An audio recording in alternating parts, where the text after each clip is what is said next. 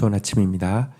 사무엘상 17장 17절에서 30절 골리앗과의 싸움 두 번째 이야기 보도록 하겠습니다. 17절 이새가 그의 아들 다윗에게 이르되 지금 내 형들을 위하여 이 볶은 곡식 한 에바와 이 떡 10덩이를 가지고 진영으로 속히 가서 내 형들에게 주고 18절 이 치즈 10덩이를 가져다가 그들의 천부장에게 주고 내 형들의 안부를 살피고 증표를 가져오라. 19절 그때에 사울과 그들과 이스라엘 모든 사람은 엘라 골짜기에서 블레셋 사람들과 싸우는 중이었더라. 우리 20절까지 읽겠습니다. 다윗이 아침에 일찍이 일어나서 양을 지키는 자에게 맡기고 이새가 명령한 대로 가지고 가서 진영에 이른즉 마침 군대가 전장에서 나와서 싸우려고 고함치며. 자, 이제 하나님께서 한 사람 다윗을 등장시키고 있습니다. 아버지 다윗이 형들에게 이제 아버지가 다윗에게 형들에게 가서 형들에게 이 음식을 좀 전해 달라고 하면서 볶은 곡식 한 에바와 떡 10덩이를 준비를 했고요. 또 형들 좀 잘 부탁한다고 천부장에게 줄 치즈 10덩이도 이제 가지고 가서 심부름을 해달라고 명령을 하고 있습니다.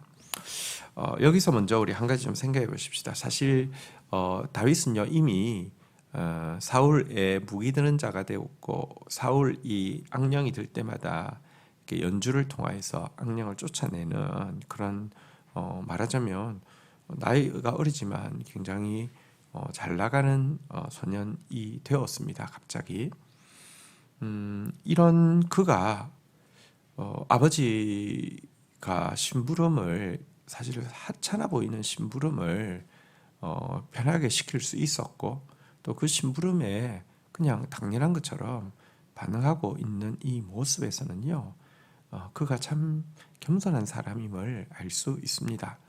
여러분 우리가 뭔가를 부탁할 때 굉장히 신경이 많이 쓰이고요. 말 한마디 할 때 굉장히 조심스러운 사람이 있는가 하면 조금 어려운 말이라도 어쩌면 조금 사소한 말이라도 편하게 할 수 있는 사람이 있습니다. 네, 후자가 겸손한 사람입니다. 여러분 말 한마디 행동 하나 하기가 조심스럽고 신경이 많이 쓰인다는 것은요. 그가 편한 사람이 아니라는 것은 그가 굉장히 교만함이 있을 수 있다는 것입니다.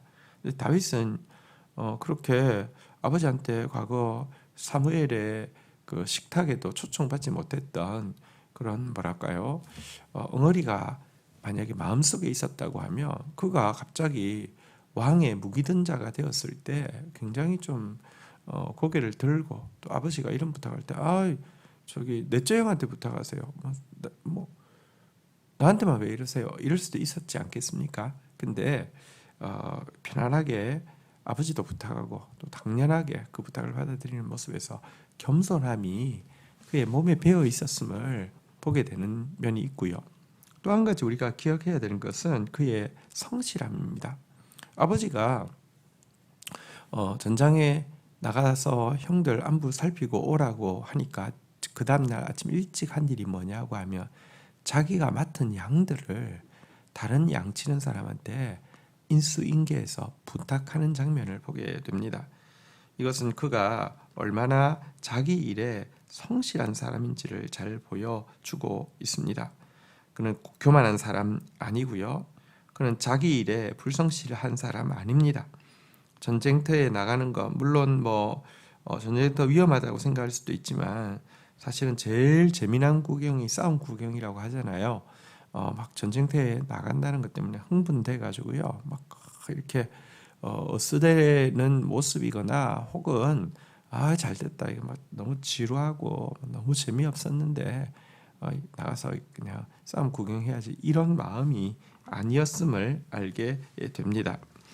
자, 21절 보도록 하겠습니다. 이스라엘과 블레셋 사람들이 전열을 벌이고 양군이 서로 대치하였더라. 22절 다윗이 자기의 짐을 짐 지키는 자의 손에 맡기고 군대로 달려가서 형들에게 문안하고. 23절 그들과 함께 말할 때에 마침 블레셋 사람의 싸움 도두는 가즈 사람 블레셋 골리앗이라 하는 자가 그 전열에서 나와서 전과 같은 말을 하며 다윗이 들으니라. 24절 이스라엘 모든 사람이 그 사람을 보고 심히 두려워하여 그 앞에서 도망하며 25절 이스라엘 사람들이 이르되 너희가 이 올라온 사람을 보았느냐 참으로 이스라엘을 모욕하러 왔도다. 그를 죽이는 사람은 왕이 많은 제물로 부하게 하고 그의 딸을 그에게 주고 그의 아버지의 집을 이스라엘 중에서 세금을 면제하게 하시리라. 자, 다윗이 이제 올라갔을 때 형들에게 갔을 때 보게 된 장면은 골리앗이 하나님의 군대를 모욕하는 장면이었습니다.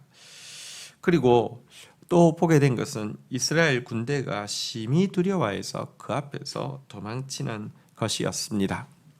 그런데 그때 또 듣게 된 것이 있었습니다. 도망가면서 사람들이 이야기합니다. 참 처참하다. 이렇게 우리가 모욕을 당하다니.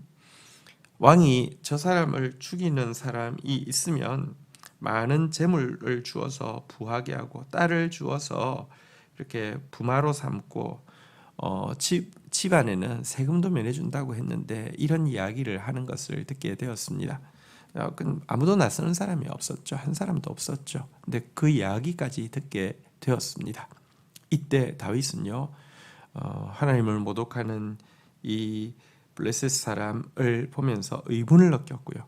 그 앞에서 심히 두려워서 어쩔 줄 모르는 이스라엘의 군대의 모습을 보면서 참 마음의 속이 상했습니다. 거룩한 또 이렇게 분노가 일어나게 되었습니다. 자, 그래서 마침 그에게 지나가면서 사울 왕의 보상에 대해서 이야기한 사람에게 되묻고 있습니다. 26절 사울이 곁에 서 있는 사람에게 말하여 이르되 이 블레셋 사람을 죽여 이스라엘의 치욕을 제거하는 사람에게 어떠한 대우를 하겠느냐? 이 할례받지 않은 블레셋 사람이 누구이기에 살아계신 하나님의 군대를 모욕하겠느냐? 27절 백성이 전과 같이 말하여 이르되 그를 죽이는 사람에게는 이러이러하게 하시리라 하니라. 분노에 차서 물어봤습니다. 저 블레셋 사람 죽여서 이스라엘의 치욕을 제거하는 자에게 어떤 대우하신다고 말씀하셨냐? 약속되어 있느냐? 감히 저 할례받지 못한 블레셋 사람이 누구기에 하나님의 군대를 모욕한단 말인가? 라고 외치고 있습니다. 자, 여러분, 다윗이 겸손했다는 것은 공명심이 있고 나서기 좋아한다는 뜻이 아니라는 말과 동의어입니다. 그런 그가 지금 자기 일에 또 충실한 사람이기 때문에 자기 일에만 관심 가지고 빨리 형들한테 도시락만 전달하고 집에 가서 내 양 돌봐야지 하지 않고요. 지금 왕이 무엇을 약속했는지 되묻고 있는 것은 비록 그가 겸손한 사람이고 자기 일에 성실한 사람이지만 하나님의 이름이 모욕을 당하고 있는데도 자기 일만 돌아보면서 만족하고 있는 사람이 아니었다는 점을 보여주고 있습니다. 이 균형이 굉장히 중요합니다. 여러분, 어떤 사람들은 정말 성실하고 정말 겸손한데 하나님 나라의 큰 일에 대해서는 아무런 관심이 없는 사람들도 있습니다. 이것 하나님이 원하지 않습니다. 성실한 거 중요하고 겸손한 거 중요하지만 하나님의 이름이 모욕을 당하고 있는데도 자기 작은 거에만 집중해서 자기 작은 것 때문에 그냥 만족하고 있는 거 하나님 원하시는 바가 아닙니다.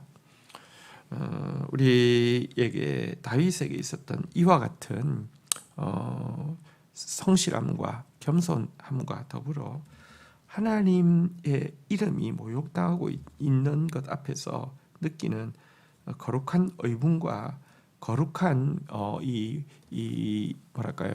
도전 정신이 우리에게도 있어야 합니다.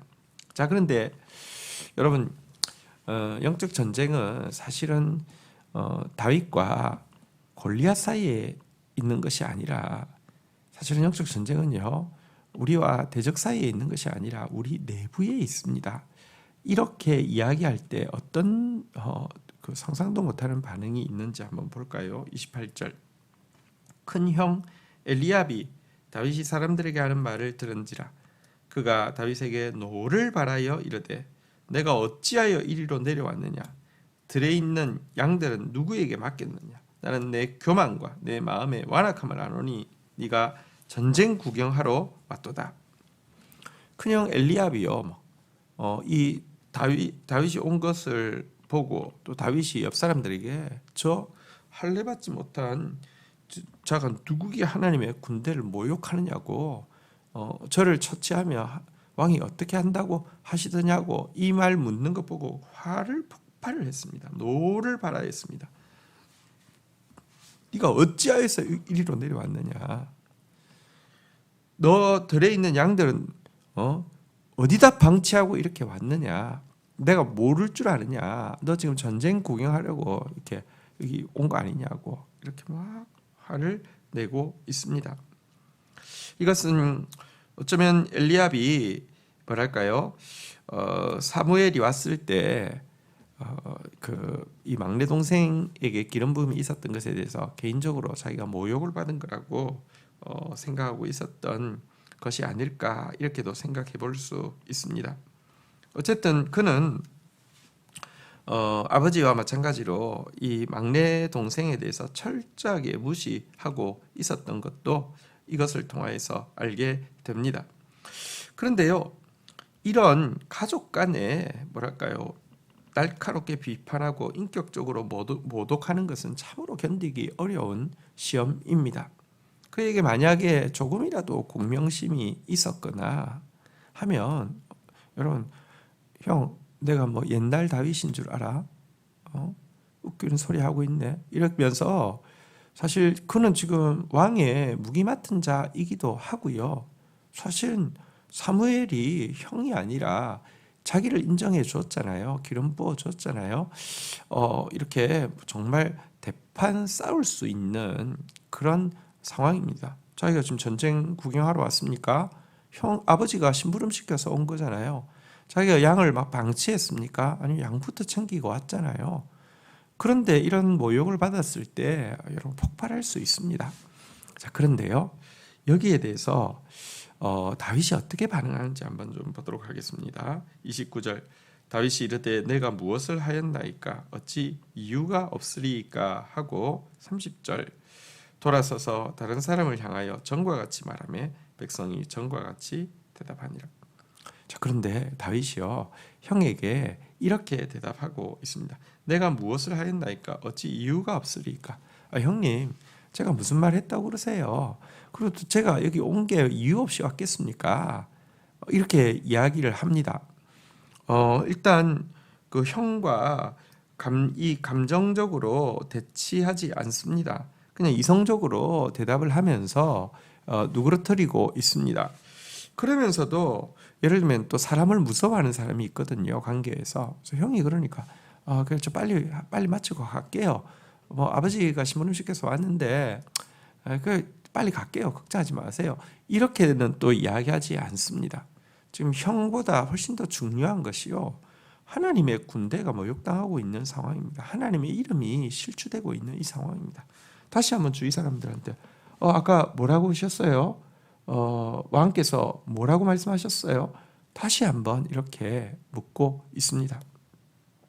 여기서 우리는 온유함으로 노를 이렇게 삭히는 그의 모습도 보면서도 동시에 또한 믿음으로 이 영적 전쟁에 대해서 포기하지 않는 이런 용기도 보게 됩니다.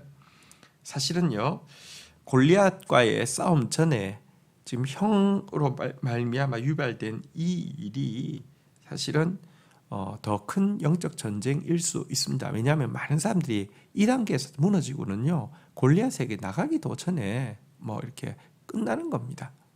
그런데 다윗은요, 여기서 위축되지도 않고 여기서 폭발하지도 않고 이 문제를 잘 넘기고 있습니다.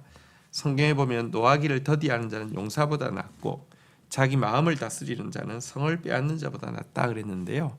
정말 이 시험을 잘 이기고 있는 모습을 보게 됩니다. 주신 말씀 붙잡고 기도하며 나가는 시간 가지도록 하겠습니다. 하나님 감사합니다.